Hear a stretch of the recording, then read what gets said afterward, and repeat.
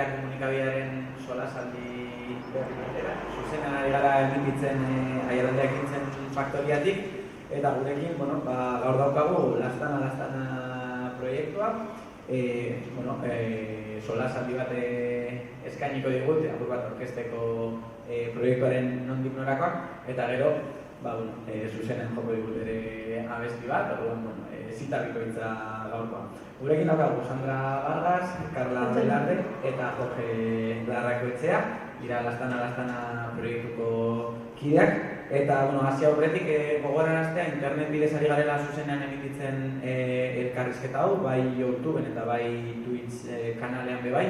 Orduan, pantaiaren bestaldean edonork galderaren bat usatu nahi badie gure hiru gonbidatuei, idaztea besterik ez dauka eta solasaldiaren amaieran helaraziko dizkiegu galdera hauek gure gonbidatuei. Besterik gabe hasiko gara solasaldiarekin, eta zer baino hasiko gara zurekin, Sandra. Zuzara Lastana proiektuaren nolabait bultzatzailea, abiatu zen proiektua zure proiektu pertsonal batetik abiatzen den zerbait da hau. Azalduko dugu apur bat zer den Lastana eta nola sortzen den egitasmoa. Ni Sandra ditzen naiz, Sandra Cristina, horregatik bilatu nahi baduzue nire historia. Sandra Cristina bezala ikusiko duzue, Sandra Cris zen nire izen artistikoa, eta orain Lastana proiektuarekin nabil, eta izan ere bakarlaria naiz, baina nire musikariak oso garrantzitsuak dira proiektu honetan, ez dira bakarrik nire musikariak, baita lagunak ere bai. Orduan hori proiektu hau hasi dut aurten, eta oraindik bakarrik single bat atera dugu, atura dut, baina gutxi barroia horrengoa. Oso ondo. Zurekin batera aipatu duzu, badaude dituzula lagunak eta musikariak, eta horien artean zu zaitugu. Carla, zuzara apur bat ere proiektuari nolabait tokikotasuna ematen dira, zu amurriokoa zara. Igual, Carla saltzen dugu zu nola batu zinen proiektu honetara, nola egin zenuen bat Sandrarekin? Nik Sandra unibertsitatean ezagutu nuen, biak gara psikologia ikasleak, eta zuzenean ikusi geneukala hor feeling musikala, eta era oso similar batean ulertzen genuela nola izan beharko litzateke adibidez musika heziketa, eta geneukan hor pixka bat ideia antzekoa, eta azaldu zenean oportunitatea berarekin jotzeko, zuzenean egin genuen. Ez dakit. Argitu behar dugu biok ikasi dugula kontserbatorioan, berak Bilboko kontserbatorioan eta nik Barakaldoko kontserbatorioan, eta klaro, heziketa hortik abiatuta pentsamendu batzuk sortzen dira, eta komunean ditugu. Biak ikasi dugu hori arlo klasikoa, eta hori da musika egiteko oinarri oso ona, oso polita eta oso garrantzitsua. Baina, ikasketa horiek amaitzean, biak adostu dugu zer berria egitea, dakigun gauzekin, eta aurrera. Klasikotasun horretatik abiatuta, beste zer egitea. Zuk biolina jotzen duzu, ze beste instrumentu ditu, edo ze beste osagai dira Lastanaren proiektuaren parte? Sandrak ahotsa jartzen du, garrantzitsuena da hori. Nik biolina eta gero piano ikasketa txiki batzuk ere egin dituen, eta hemen daukagun Jorge, George. Bera dabil gitarrarekin eta gero bai akustikoki jotzen ez dugunean, sintetizadoreak eta jostailu guztiak berak, tamakulu guztiak berak eramaten ditu. Igual aurkezten dugu zuen pizkate Jorgeren burua bai, zuen hirugarren taldekidea eta okerren nago, mexikarra jatorriz. Nola batu zen Jorge? Jorge parte zitzeriko dugu gubion artean, Euskara ikasteko prozesuan dabil eta oraindik ezin da ez dara hausartu, baina horrekoan igual ja berak zitzeriko dugu. Konteksto behar dugu, Carla eta ni joaten gara folk musika bai, kanpaleku batera, eta George da gure lagun baten bikotea, eta hortik ezagutu genuen elkar, eta, bueno, magia sortu zen. Gainera, nik uste broma batetik abiatu zela da, esan genion, Jorge, izan nahi duzu gure DJ-a, eta berak izan zu, eta zer egin behar dut DJ izan da, bakarrik play emon hor pistari ala zer. Eta gero hasi genuen pizkat lan elkarrekin egiten, eta ikusi genuen dela fenomeno bat, eta jotzen duela gitarra, eta egiten duela, bueno, lo que se le eche, osea, que super ondo, baina abiatu zen pizkat txantxa bategatik. Oso ondo, ibilbide laburra du oraindik proiektuak, esan behar duzu ez, aurten sortutako zerbait dela, lastana bere gaur egungo orain daukan forman. Bideo laburra, baina oparoa egin du, bez? Durangoko abesti feministen 5. edizioan egon zineten, lehiaketa horretan parte hartu zenuten, eta irabazi ere, saria eskuratu zenuten. Ez da lehenengo aldia, aurkeztuena Sandra parte hartzen duzuna lehiaketa horretan. Igual, kontatzen dugu apur bat, nolako izan da lehiaketan parte hartzaren esperientzia, aurreko edizioekin ere alderatuta zer reuktiu honek, eta zer suposatu duen zuentzako irabazi izan? Claro. Bai, aurten zen 3. aldia, lastana bezala, lehenengo aldia, baina nire 3. aldia zen, orduan, jendea ezagutzen nuen, leku aldatu dute, baina lekuarekin banuen ja esperientzia, eta oso gauza polita da, batez ere emakumeak daude, egia da aurten eta pasan urtean ja ere gizon batzuk animatu zirela, baina oso polita da, azkenean ezagutzen duzu musikari berri batzuk, eta abesti originalak ezagutzen duzu ere, eta nik uste dut oso polita dela esperientzia, eta ja finalera iristea da opari bat, ze 3 urtetan ailegatu naiz finalera, eta ja orain ere irabaztea izan da bomba. Ez dakit, karnarekin zen lehenen urtea, zen otokian, ez dakit zer esan nahi bat. Ni egon naiz pasaden beste 2 urtetan egon naiz hor publikoan, eta nik uste dut ekintza polita dela, batez ere komunitate asko sortzen dela, eta polita dela ikustea euskal artistak ateratzen dituzten proiektu originalak, eta beti dago ondo gauza horiek ezagutzea. Nik uste lastana bezala aurkeztea izan dela seinalea. Aurten irabazi badugu izan da horregatik nik uste. Oso ondo. Aurkeztu zenuten bertan, zua abestia, publiko horretu zuen lehenengo abestia. Igual kontatzen dugu zuen apur bat, abesti horretan zer transmititu nahi izan duzuen, bai mezuarekin, eta entzuleek, oraindik abestia ezagutzen ez duten entzulek, zer aurkituko dute? Ez bakarrik mezua, baizik eta ze estilo zer aurkituko duten zua abestiarekin? Argitzeko, ez du irabazi zua abestiarekin, ze beste 2 abesti eraman genituen, orduan, ikusteko horrego abestiak direla. Onak ez dakit, baina bereziak dira. Eta, horrez aparte, zua kaleratu dugu ja, plataforma guztietan dago, eta doa pasioari buruz pizka bat, azkenean zua da hori pasioa, eta pasioa egiten duzunarekin, eta zure buruarekin, eta hori, transmititu nahi duen mezua zen egin nahi duzuna, ze beti besteok hitz egingo dute, ondo egiten baduzu, txartu egiten baduzu, egiten baduzu ez nahi duzun zerbait, edo berdin du, besteok beti hitz egingo dute, eta horregatik abesti honekin hori transmititu nahi duen, egin nahi duzuna, eta disfrutatu, eta pasioarekin egin, eta agusto geratu. Esan duzu hor beste 2 abesti ere daudela hor tintontzian ateratzeko zain. Zer nolako garrantzia daukate hitzek lastana proiektuaren abestietan? Galdera ona, sari hau irabazita ikusten da, nik uste dut nire hitzak ez bakarrik musika ere garrantzitsua direla, eta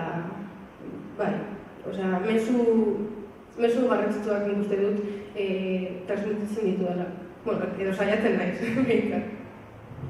Eta gero bai, euskarazko proiektua izan da,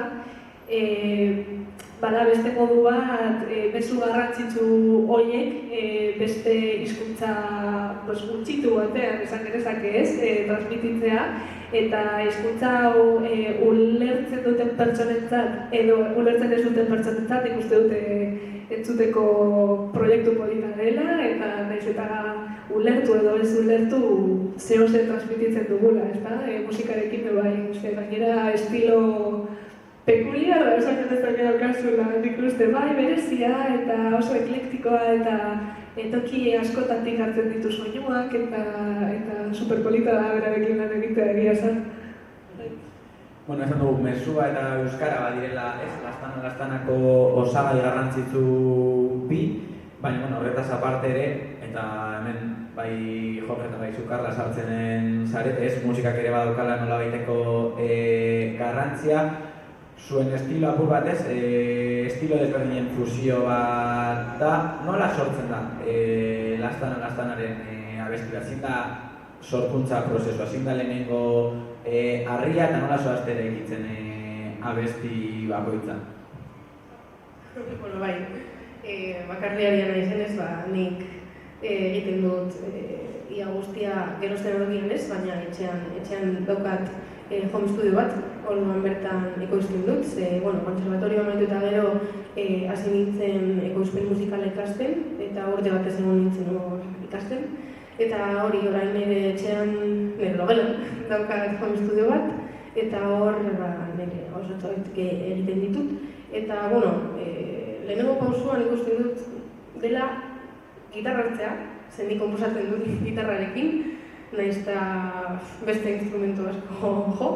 Eta gitarrarekin saiatzen naiz igual akorde batzuk lotzen, gero letra agertzen da, baina normalean hasten naiz musikarekin eta gero gehitzen dizkiot hitzak, baina, alderoz ere gertatzen zait, igual letra lehenengo eta gero ja musikatu, baina pertsonalki zailagoa iruditzen zait musika sortzea letra eta gero.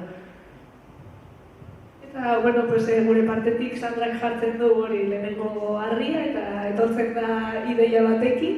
Eta, gu normalean gure reakzioa beti izaten da, increíble. Eta gero, bakoitzak jartzen dio, ez dakit, detailetxo batzuk, ez? Zer ikusten dut bakoitzak dakiela pixka bat nola uztartu bere instrumentua eta nola atera probetxua, hobeto eta igual, Sandrak ez du pentsatu toki hor txiki batean sartu altzela violina edo sintetizadorea edo ez dakit zer, eta igual guk gehitzen dizkiogu hori tokezito horiek eta azkenean geratzen da gauza nahiko kompletua eta hortik abiatzen gara. Epe bat grabatzen zaudete edo gutxienez? Grabatuta dago. Grabatuta duzu ja, ez? Prozesua ja bukatuta dago. Zer horrelatu bat diguzue? Hor, esan duzu, hor bi abesti oraindik ateratzek edo denak oraindik sorpresatxo batzuk ere prestatu izkiguzue, ez? Bai, izkabat bai. Nolako izan da prozesua? Nik abestiak banituen, maketak banituen ja prest, orduan lastana proiektua aurrera eramateko nik uste nuen garrantzitsua zela ja profesionalki pausu bat ematea eta ja Sandra Kris izaten ustea. Eta horregatik joan nintzen estudio profesional batera, orduan nire maketak gero grabatu nituen gaua estudioan eta hori udan izan zen eta super ondo hartu genituen 10 egun edo. Eta hor, egon ginen, sartuta hor, estudioan, bakarrik, atera gabe, eta hor egon ginen grabatzen, abesti berriak ere sortu dituen hor bertan, SP honetakoak, baina, ja, aterako direnak. Eta bai, grabatu genituen 5 abesti izango dira, eta, singleak ateratzen joango gara, baina, hor daukagu, ja, egiteko zuzenekoak baditugu beste abesti batzuk, eta, hori, ez dakit, zer gehiago. Bai, niretan egon nintzen, egia da, bueno, Jorge oraindik ez zegoela proiektuan sartuta, oraindik ez genuen ideia hori izan. Baina bai, bertan egon ginen biak 10 egun sartuta hor burbuila batean, eta gainera tokia garrantzitsua da, ze oso toki polita da, gaua estudioa, eta inspirazioa bakarrik dator, ja bakarrik tokiarentik, ez da. Eta bueno, prozesua hori izan zen, lehenengo eman genio pixkat buelta ja eginda zegoenari, gero ideia berriak plazaratzen hasi ziren, bai gure partetik, baita beraien partetik bai. Eta bueno, eta gero esan zen, grabatzea algenuen guztia, eta gero agian gauza batzuk alboratu, baina bueno, hor notatzea inspirazio guztia eta idea guztia, eta azkenean, pues, nik uste dut oso pozik gaudela EP-arekin, eta bai, emozio handiz daukagu hor sekretua gordetan, eta bueno. Bai, denbora asko da sekretua gordetzeko, gainera. Nola joan mazeret orain, single hauek argitaratzen, ze aurre ikusten duzuen, noiz argitaratuko duzuen lana guztiz? Nire asmoa da, EP osoa, kaleratzea urte amaitu baino lehen, zer gustatu litzaidake ja, mesedez niri oso luzea egiten ari zait prozesu da. Nik entzuten dut nire etxean, claro, eta esaten dut mesedez. Eta, bueno, izan ere, domekan grabatuko dugu horrengo bideoklipa. Orduan, horrengo zingela laster kaleratuko dugu, maiatza alde, eta, bueno, hori, urte amaitu baino lehen, epea kaleratu nahi du, ez dakit, bueno. Bideoklip grabatzen dizareten, horrekin izatea batzen, horrekin grabatuko zuen? Grabatuko dugu horrengo bideoklipa Pletina Films taldearekin. Bueno, zua bideoklipa grabatu genuen gaua estudiarekin, bai, Iker Villarekin, bera ere eta Julen de la Sernarekin, noski. Eta hori, Iker Villa da laguna, ni egon naiz ETV-ko bagoa saioan, eta hori ezagutu ginen Iker eta nik, nahiz biok izatea barakatukoak. Eta orduan gaua estudian egin genuen EPA, eta gero gaua estudiarekin grabatu genuen ere bideoklipa, Ikerrekin eta Julen de la Sernarekin, eta orain Pletina Filmsekin grabatuko dugu, zelan. Esperientzia daukan eska honek ez dara tokien jarri. Baiz, eta gero igual bizkatu urduri jarri edo iruditzea hori proiektu berria dela eta hasieratik gabiltzala, dauka esperientzia ja, telebistan egota, ez dela tokietan, nahiko jorratuta. Eta gero, Jorge eta biok ari gara hor, agera harrapatzen dugun. Eta esperientzia horretatik, zuzenekoak, noizko aurrik uste dituzue, sorpresatuko zenutela, buruan izango duzuela zerbait, sorpresan eman du bai zuzenekoetarako, zer aurreratu aldi guzue zaldi hoi? Bueno, izan ditugu ja pare bat pijamada elkarrekin ideiak ateratzeko eta zuzenekoak prestatzeko, eta data batzuk ditugu ja lotuta kontzertuak jotzeko, zarratzuk dakizkizu gobetu. Urrengo astean, apirilako 21, daukagu Loraldian, Deuston, gure lehenengo kontzertua. Bueno, hau eta bero, claro. Hemen egingo dugu akustikoa, urrengo astean hori Loraldian, ere daukagu ekainean, ekainaren 24an Bilborroken joko dugu, eta uztailaren 9an, Barakaldon joko dugu betxean. Oso, Aprobetxatuko dut egiteko llamamiento aiaraldean, jo nahi dugu, bale? Ez dakit hori dago kion, baina mesedez, gonbidatuz, eta ki hau da zoragarria. Apuntatu dago kontaktua eta dituko zituzko. Eskerrik asko, txaroten emando gara. Igual, zuzenekora pasa horretik, okurritu zituen galdera bat, agian hasieran bota behar nuena, baina zergatik lastana. Galdera hau, A ber, hori, ni izan aktriz nintzen, eta banikien izena artistiko berri bat sortu nahi nuela proiektua plazaratiko. Orduan, mintzatzen egon nintzen, zenbait aukera nituen, eta, bueno, nik nahi nuen bi izen bezala, ezta? Sandra Kristina ditzen naiz, izen bat, bi izenekin. Orduan, hartze bueltak ematen egon nintzen, eta egun batean, geunden bazkaltzen direnarekin, eta nik ez dakit zer eskatu nuen, mahaien ez dakit gatza, edo aurra ez dakit. Eta nire emak esan zuen, lastana. Eta nik esan duen, badago. Argia ikusi nuen, eta esan nuen, badago, Jana Montana bezala, lastana. Eta lastana geratu da. Oso ondo. Ez dakit beste galerari daukagun pantaiaren bestaldean. Bale, beste gabe, mila eskerrik asko zuei. Sandra, Carla eta Jorgeri. Eta ez dituzte eskapatu, zuen txanda da. Entzungo dugu zua abestia zuzenean, lehenengo aldiz. Akustik versioan. Eta akustikoan.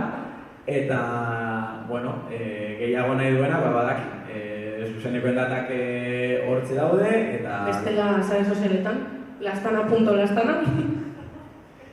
Eta aurkia aterako dira besti berriak, orduan, ongo gara zuen albisteen zain. Mila esker. Zuei.